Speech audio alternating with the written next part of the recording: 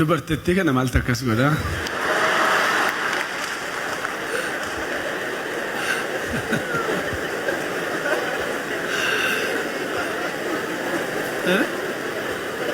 Mucaan dhiifama barbaadaa isheen gidduu galte.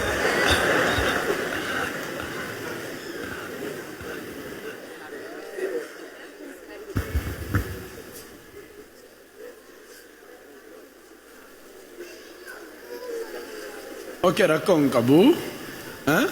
Dura bilbilee fi gaafadheera. Sila gaafatteetti? Maal sin jedhan? Dhiifama siif godheera naan jedhe. Sokkee rakkoo maalii qabaree? Fudhatanii. Anyways, he was saying, I came here to the media. Baadiyyaadha lafti isaan jiraatan.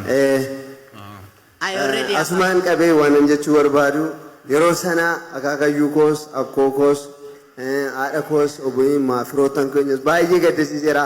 Otoo isaan hin naqinaan jedhaniin ani dhannaqee isaan ajaja isaan irra darbuudhaani kanaan asumaan qabeen isaaniin illee araaranaaf godhaa jechuun hin barbaada. Thank you.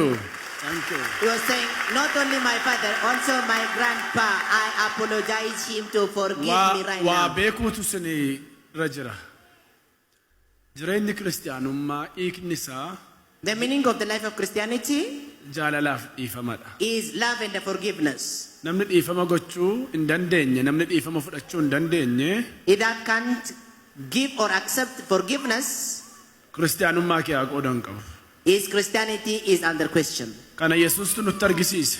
Because this Jesus showed us Iddoo gaariidhatu hin taane fannoo irra taa'eetu cinaachi isaa dhiigaan eeboon orfamee cinaachi dhiigaa jiru, atorki dhiigaa jiru waan kana godhan hin beekanii ittiin lakkaa'anii yaabbaa jedhe.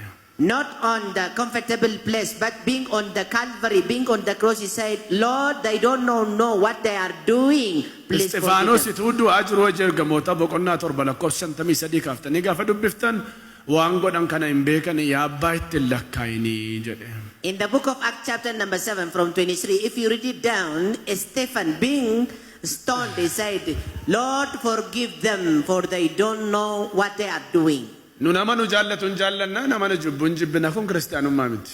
If we love whosoever loves us and hate whosoever hates us, Kiristaanummaan nama nu jibbu jaallachuu danda'u, nama nu jibbuuf araara gochuu danda'udha. this is not the genuine Christianity. Amma Because kanan goonetti humni Waaqayyoo isin keessatti hojjechuu hin danda'u. Christianity is the life of loving your Mootummaa haters. Waaqayyoo keessaas qoodan qabaadha jechuun gowwummaadha. And it is foolishness to be partaker of Waaqayyo the si haa kingdom of eebbisu, God. isa bilbilaan gaafatte kana qaamaan naqi raawwadhu, ilmi Waaqayyoo si haa eebbisu. Thank you. May Thank the you. Lord bless you too.